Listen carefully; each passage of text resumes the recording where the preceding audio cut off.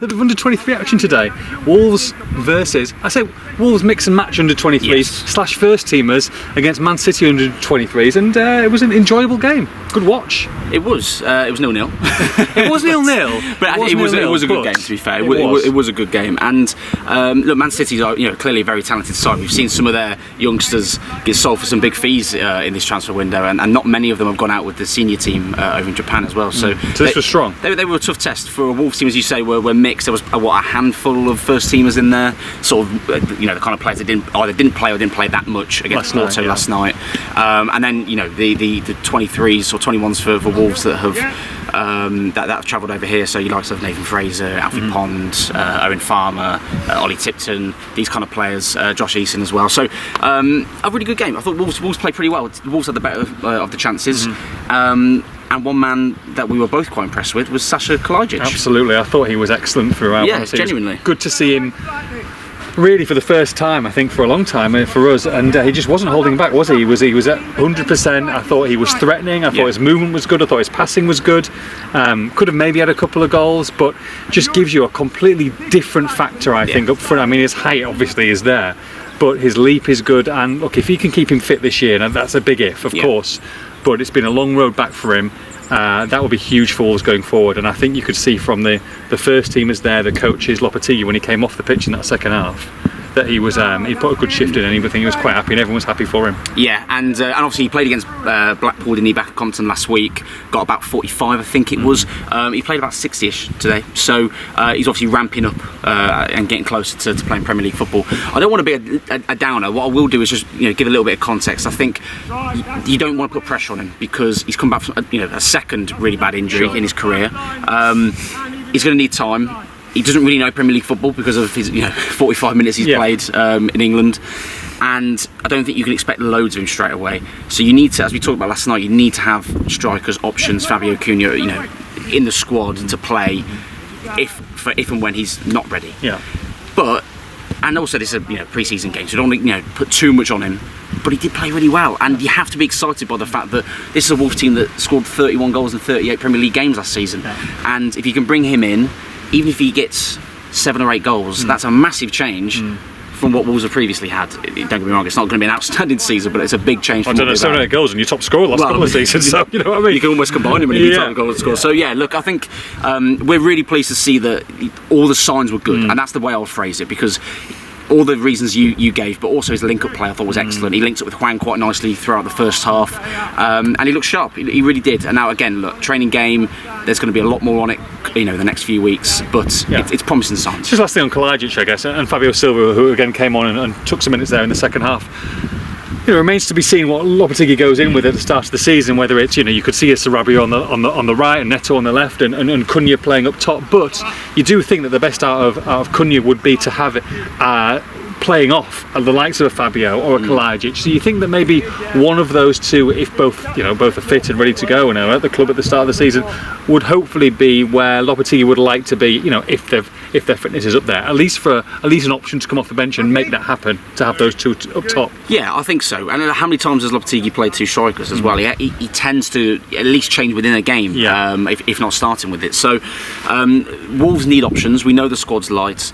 But in that striker department, without again putting too much pressure on Kalajdzic, giving him the time he needs to come back, if they can keep Fabio, have Cunha there, have these kind of creative players in around it, Sarabia, and probably 1 or 2 more additions ideally, then Wolves have got the makings of a more creative, dynamic forward line there. And as we both said, the squad needed a refresh, squad needed some changes. It's got that now. You now got to glue it together, make it work off the pitch. Dressing room, I've spoken to Dan Bentley here as well after the game. Off the pitch, in the dressing room, it's working well. It's a good unit.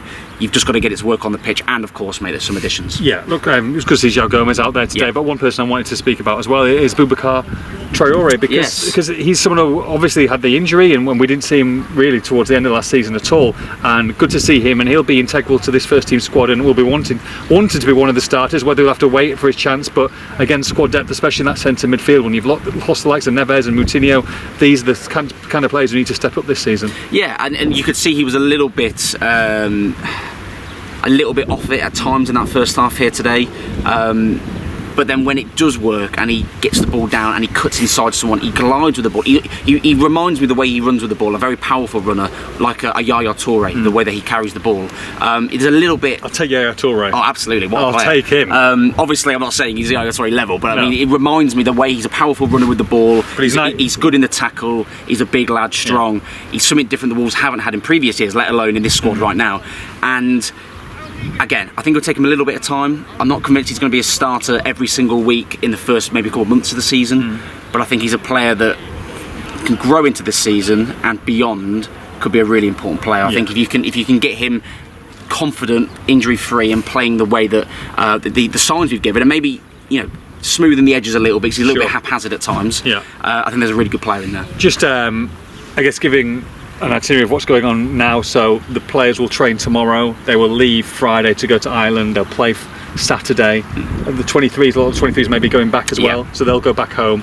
Mainly the first team squad will be going and going straight to Dublin. They'll play on the Saturday and back on the Sunday. Is that right? Yeah, I think it's only Nathan Fraser and Alfie Pond who are staying with the first team. The rest of them will be heading back. So word for Alfie Pond. Yeah, I thought he's a big lad, isn't he? Big lad. He's a big lad. I thought he looked pretty comfortable actually today. He's good in the air, good with the ball at his feet. Obviously, he's very young and he's going to take time. And there's no way Wolves for this whole season can allow him to be fourth choice centre back. I mean, that's obvious. And obviously, good for him though, stepping up. Good for him to get this opportunity. We know that some football league clubs have looked at him. Shrewsbury have looked at him as a possible loan option.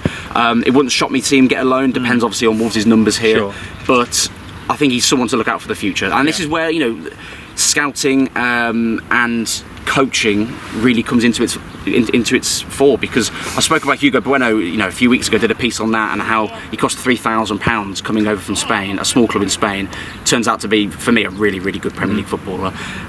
They got Alfie Pond, I think it was about 500,000 last summer from Exeter, and this kind of scouting, this kind of coaching can create Premier League footballers. Not all of them are going to make footballers, rather, not footballers.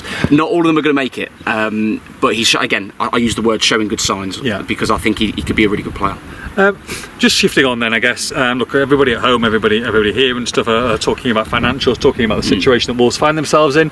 It's 3 weeks before the start of the season against Manchester United. And look, even though this first team squad, we're going to talk about it collectively, I think in a little bit, I think it's pretty strong on paper. You've got to look and you've got to supplement that with 2 or 3 or 4 real quality players. You talked about Alex Scott yesterday and that situation, that deal. We did talk about it on camera, but I think maybe just carrying on top of that, is there anything new that you can bring us this morning, or maybe a little bit more explanation about the current situation, because it is frustrating from everybody. There's obviously a lot of frustration from home. We're trying our best to get answers here, so maybe just a little bit more about the current plight. Yeah, nothing has changed obviously since yesterday, but the position Wolves are in is that I think miscommunication is probably a fair word, particularly when you're looking at coming from top down into obviously the department that is the football side of things and the financial side of things. And Wolves have always been, the reality of this summer is that they were never going to be able to spend big. They were going to need to make a profit. The reality, as we're stood here right now, is they've sold 4 important players for around about 83 million, and they still need to let some more go before they can genuinely bring players in. I think the reality is that had that 20 million offer, the second offer for Alex Scott, had that been accepted, the financial department here probably would have been in a position to say, this is crazy, we can't do it. And so that's the miscommunication within the club. Yes, and look, they looked at Cresswell, they looked at Alvedi, Borussia Mönchengladbach. You're looking at 2, 3, 4, 5, 6, 7 million for these kind of players, which is the market they were in this summer. And as it stands right now, without making a couple extra sales, they're struggling to make those deals. So Podence going to go. Obviously he's not here. Giles is going to go again, he's not here. That's going to bring money in. That may give them more room to manoeuvre, maybe take a couple chances bringing players in the hope that they'll be able to make a bit more money elsewhere. So this is on top of the Jimenez sale as well? Yeah, on top of the Jimenez sale as well, of course. But again, this comes down to what we were at the beginning of the summer, where everyone's saying, right, go and splash the money now and bring 4 or 5 signings in and then sell the players. But what if the Neves deal didn't happen? What if the Cody deal didn't happen? Jimenez, Nathan Collins, for example. If those deals didn't happen and they brought players in, Wolves would be in an unbelievably bad position. So they had to make the sales first, and they're in a very similar position now. That's really where we're at, and what's new. from the last month or so. I mean, are they almost fortuitous that they sold someone like Ruben Neves for that kind of money then, if that's the situation we find ourselves in now? Because otherwise you would have had to maybe sell a bigger asset, one of the bigger players, to make that happen, or to just be financially secure. Well, you remember in back for the live podcast, sort of May time, we were talking about they could sell Neves and Nunes this summer, which would, I don't know, maybe generate 80 to 90, give or take. And obviously they've generated about 83 at the moment, and that would be there or thereabouts, or not quite there. Yeah. And it's very similar to what we said previously. Look, Wolves still need to let a couple go. As I say, Podence and Giles are going to move on. You imagine a player like Johnny's going to move on, if you can get a move for him. And once that happens, they might be in a slightly better position. But it's never going to be massive outlays this summer. And it looks like, as it stands, unless anything changes, that the Alex Scott deal and others of that kind of price are dead in the water. So you say miscommunication in FFP. So you've got a lot of people back at home saying FFP. Don't be stupid. Like Wolves have raised £85 million. FFP is not an issue. This is a completely separate issue. But there are still. You're saying that there is still massive FFP issues. They still need to sell. Because if they don't, they will breach the rules. The Premier League's profit and sustainability rules, which is essentially the same as FFP. They will. So it's a lot higher than what maybe a lot of the staff internally thought. I think so. Back in the last season. Hence where Lopetegui's frustration comes from. Right. Hence the interview. Hence everything that he's been talking about. So because obviously from a footballing point of view, he wants signings to come in. He needs signings to come in. He needs a squad. Sure. He needs to be able to build something to compete. Exactly. It's a worrying situation because Wolves do need to make additions, and they need to make the kind of smart additions, i.e. a Doherty. Yeah.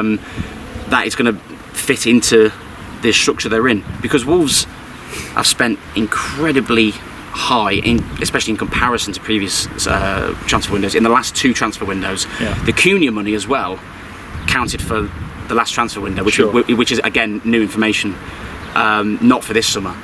Again, makes it even harder for Wolves because they splashed incredible money in January and the summer. And if you even go further back, they brought signings in like Nelson Semedo and Fabio Silva. Arguably, I think for most people, you would say that it's still not worth the money that you paid now and at the time. Gonçalo Guedes. Guedes is another huge one, 27.5 million on him. So this all adds up. Wolves have spent big and made mistakes. They're now attempting to change the philosophy, which we've covered previously. Bring in young and hungry players, or players with a point to prove. Doherty's a player with a point to prove, for example, and Dawson as well, Lamina. But small transfer fees, frees, 8 to 15 if you're going to spend slightly bigger on a player. But at the moment, they can't do those, and that's the change. That's the problem. So we're basically at a watershed moment, aren't we? At this moment in time, and probably more severe than people thought back at home, and obviously internally as well. Yeah, I think so. And to your point this morning, putting a tweet out that I think it's time for Jeff Sheet to talk. I'll have to agree because the communication from Matt Hobbs have been very good. Lopetegui's obviously got his side of it being focused purely on the football, but the reality is the Wolves cannot afford to breach the rules. They've got themselves in this mess and they've got to try and get themselves out of it. Lopetegui really is a victim of what's come previously. Of course, he was around when they spent in January, of course, but arguably they didn't need to do the Cunha deal because they got the kind of important signings they got, a Lamina, a Dawson, were really the ones that kept them up in the league.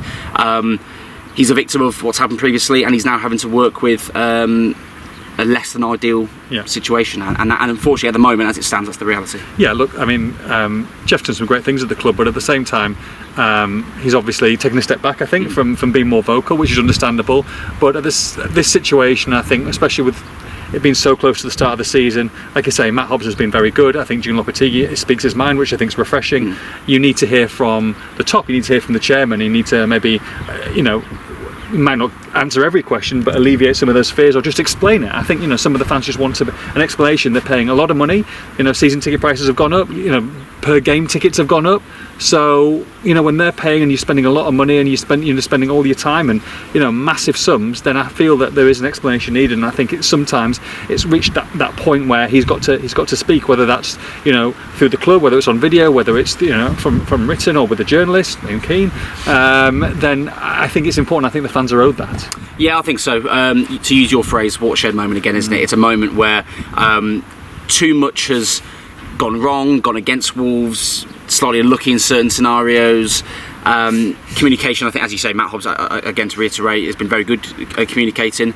But then you have to hear it from the top, don't you? You have to hear it from Jeff at some point.